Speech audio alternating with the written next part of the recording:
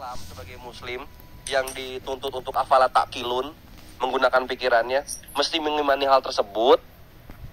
Kan gitu jatuhnya. Jadi ya kalau misalnya memang maunya nggak kelihatan, ya nggak kelihatan terus. Kalau misalnya maunya kelihatan, ya kelihatan terus. Ini nggak kelihatan, kelihatan sebentar, nggak kelihatan lagi. Terus nanti kelihatan lagi. Wah, ini apa gitu? Ini bukan firman yang benar jadinya. Jatuhnya ke sana. Kami akan meminta pertanggungjawaban dari apa? Firman yang dia sampaikan. Itu yang kami minta nantinya. Terus begini juga. Soal apa Stefanus di Kisah Para Apostolos 7 itu dibilangnya tafsir. Ya kalau buat tafsir buat Stefanus itu nyata karena dia menuliskannya seperti itu, kisahnya seperti itu yang dituliskan. Ya gue lebih percaya Stefanus dong, Pras, bahwa itu pernyataan yang benar gitu. Masa gue percaya sama lu yang lu bilang Stefanus itu penafsiran kan gitu. Posisinya karena melalui malaikat-malaikat lah itu difirmankan si hukum Torah dan mengenai kisah-kisah yang ada. Ya udah gue percaya. Maka dari itu Jibril ini apakah benar dan bohong? Benar. Karena banyak banget ketika malaikat mengeluarkan pernyataan Tuhan, dia bilangnya begini, beginilah firman Tuhan semesta alam. Selalu begitu. Itu ada di mana aja nantinya? Nanti itu adanya di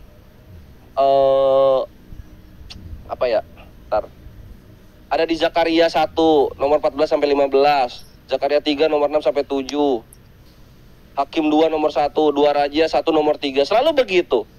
Jadi ketika malaikat ngomong, itu yang difirmankan aja, nggak ada penambahan dari malaikatnya sendiri. Sesuai ini dengan ada apa yang ada di Al-Quran. Maka dari itu, sistem pewahyuan yang kami imani konsisten dengan apa yang ada dari nabi-nabi terdahulu. Ketika kita cek langsung ke ahli kitabnya. Berbeda dengan apa yang diimani oleh Pras sendiri. Yang kesaksian itu mesti dituntut dari ilahnya. Lalu kemudian ketika ilahnya tidak bisa konsisten selalu ada, selalu terlihat bentuknya, ini menjadi beban pembuktian yang dibalikan kembali kepada kekristenan. Ketika muslim meminta pertanggungjawaban bahwasanya memang ilah itu selalu ada dan menampakkan diri. Karena sekarang tahun 2022 nggak ada penampakan dirinya sama sekali. Dan kami tidak mau mengikuti apa yang datang dari saksi-saksi. Karena kalian bilang sendiri ilah yang langsung datang ke bumi. Itu sudah, silakan. Sorry, ini gimana? Stop dulu. Masih ada waktunya gimana? Satu kali tektok lagi baru kesimpulan. Enggak, ini 3 menit Pras nanggapin, 3 menit Pras closing gitu aja. Udah gitu kamu? Closing juga, nggak akan nanggapin. Gue tanggepin lu. Kan gue yang mulai, kasihan di lu. Gue kalau mulai nyerang lagi nanti lu itu. Oh ya udah, closing lah. Sip. Closing 4 menit ya. Closing 4 menit ya. Iya, jadi fair ya. Kita fair aja ya. Fair. Lu ngomong Kristen, lu ngomong. Ya, kalau gue nyerempet ke Kristen nanti dipotong aja lah, aman. Iya. Jadi nggak apa-apa lu membela iman lu. Beda siapa nih, Wah? Quran lu nggak ada. Mesti adil. Nah, jadi gini ya.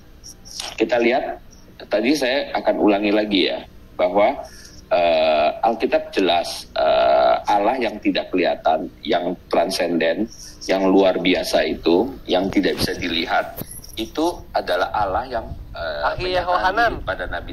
Pakai BCA aja ada di deskripsi. Dengan jelas dia menyatakan diri kepada Musa gitu ya.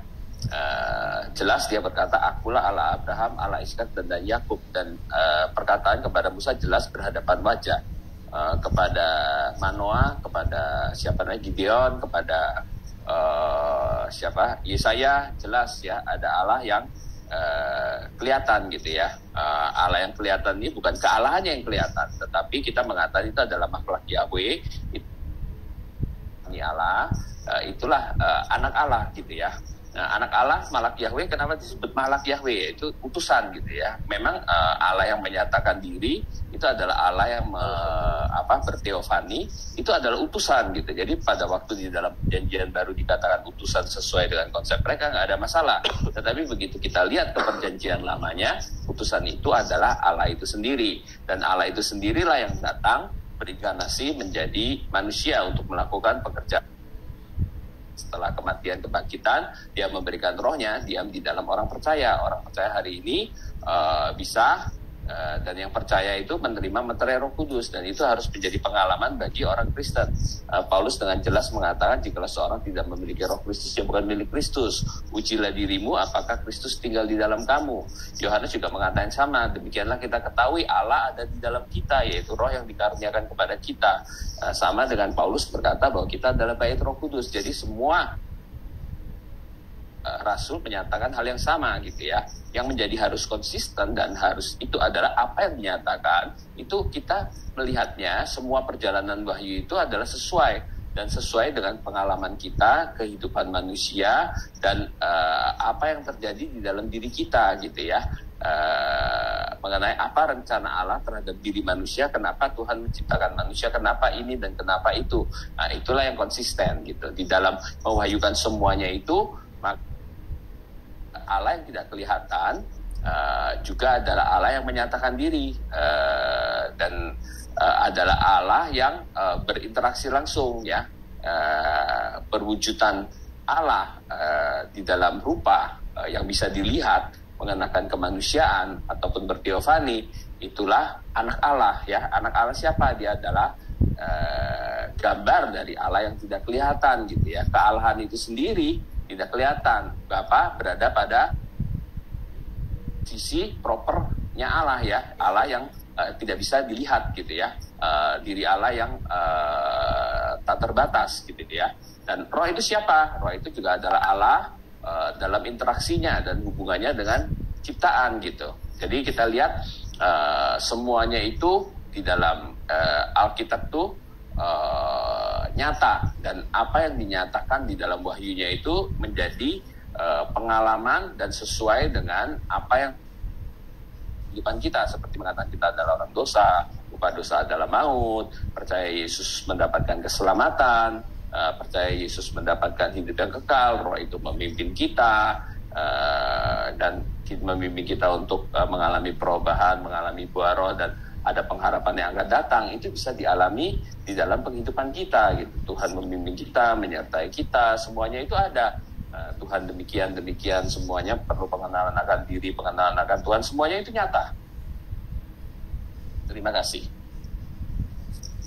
Iya, thank you Pras untuk dialog santuy dan sejuk di malam hari ini sebagai penutup dari live Akuk juga. Nah, kita kembali kepada keimanan Islam kita. Ikhwah, aku akan membawakan satu ayat dari firman Allah Azza wa Jalla kepada Nabi Muhammad mengenai kisah Nabi Isa yang berkata, "Ma'qultu lahum amartani bihi ani budullaha rabbi wa rabbakum." Nabi Isa berkata bahwa dia hanyalah seorang hamba, dan dia adalah hamba dari Allah Azza wa Jalla, Tuhan dariku dan darimu. Itu yang Nabi Isa katakan. Dan pesan ini juga disampaikan kepada Nabi Muhammad, sama seperti itu, bahwa Muhammadur Rasulullah, Muhammad adalah utusan Allah saja. Nah, dua nabi ini yang kami imani sama-sama merendahkan dirinya, sama-sama tidak mau mengambil kesetaraan dengan Allah Azza wa Jalla. Karena kalau misalnya bisa, ketika mereka diikuti oleh orang-orang, mereka bisa mempelintir perkataan Allah Azza wa Jalla yang sampai kepada mereka dengan menyatakan bahwa merekalah Tuhannya.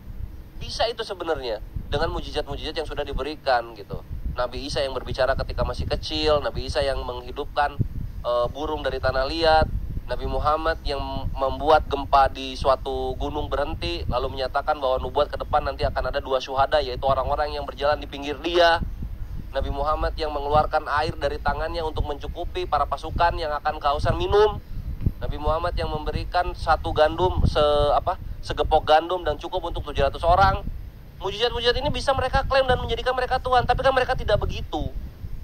Konsistensi dari tawadunya, kerendahan dirinya nabi-nabi inilah yang menyebabkan kami percaya bahwa memang konsistensi dari sistem perwahyuan dan juga sistem persaksian yang dibawakan para nabi-nabi ini yang terangkum dalam Al-Quran Nur Karim menjadikan kami beriman, kami bersaksi bahwa kebenaran ini datang dari Allah Azza wa Jalla, Tuhan semesta alam, pemilik langit dan bumi, segala sesuatu yang berada di sisinya juga. Itu yang benar gitu dalam pewahyuan ini. Dan Allah Azza wa Jalla itu konsisten. Contoh misalnya kita lihat di Al-An'am ayat 102-103, itulah Allah Tuhan kamu, tidak ada Tuhan selain Dia, pencipta segala sesuatu, maka sembahlah Dia Dialah pemelihara segala sesuatu. Dia tidak dapat dicapai oleh penglihatan mata, sedang dia dapat melihat segala penglihatan itu. Dan dialah yang maha halus, maha teliti. Bayangkan, kalau misalnya Allah Azza wa Jalla tiba-tiba terlihat dalam bentuk apapun, dalam excuse apapun di depan kami, bagaimana firman ini akan kami pertanggungjawabkan di akhirat nanti kepada dia? Bagaimana itu?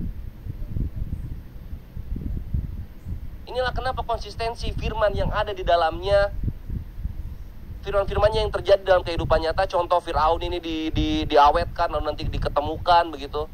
Lalu kemudian konsistensi bagaimana sifatnya, asma wa sifatnya. Ini yang membuat kami percaya bahwa Tuhan kami itu real, ada, dan janji-janjinya nyata gitu. Ketika dia bilang bahwa Islam ini adalah keselamatan dunia akhirat, kita lihat di dunia apakah kita selamat? Selamat. Kita selamat. Kenapa? Karena Allah Azza wa Jalla sangat maha bijak dan maha tahu apa yang dibutuhkan. Apa yang dibutuhkan oleh manusia? Hukum. Hukum yang abadi. Hukum Allah, syariat Islam yang masih digunakan oleh 20 lebih negara. Sehingga orang-orang bisa melihat bahwa Allah memberikan hukum, mewarisi hukum kepada Nabi kita, lalu diterapkan sampai sekarang. Dan itu bisa membuat negara tentram. Dan itu bisa membuat orang-orang dolim berpikir 2 kali untuk menyakiti sesamanya. Bahkan orang-orang di luar non-muslim. Ini yang kita pegang keselamatannya itu. Di dunia aja udah begini, apalagi nanti di akhirat, my brethren. Apalagi nanti di akhirat. Inilah baru Tuhan yang real gitu. Semua firman-Nya bisa dibuktikan apapun itu. Mau dipelintir sebagaimanapun, kami yang mengetahui bahasa original teks kami yaitu Arabik tidak akan bisa terkecoh. Karena linguistik ini kami pegang. Gak bisa dipelintir karena terjemahannya saja.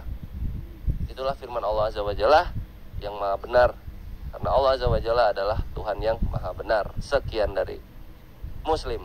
Oke, thank you, Kores. Yo, sama-sama, Pras. Thank you waktunya. Mohon maaf kalau ada salah-salah kata. Kalau misalnya kalau gua nggak menarik. Janjinya nggak ada ribut-ribut. Tuhan. Bukan bre, gua udah capek itu udah 4 jam. Udah 4 jam. Arjuna udah mulai emosi, gue cabut aja deh ya.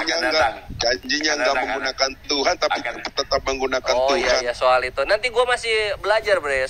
Soalnya pas gue mau memisahkan nomor dan ayat juga, itu gue kepelit-pelit awal-awalnya. Cuma nanti kalau udah gue biasa, gue bisa aman.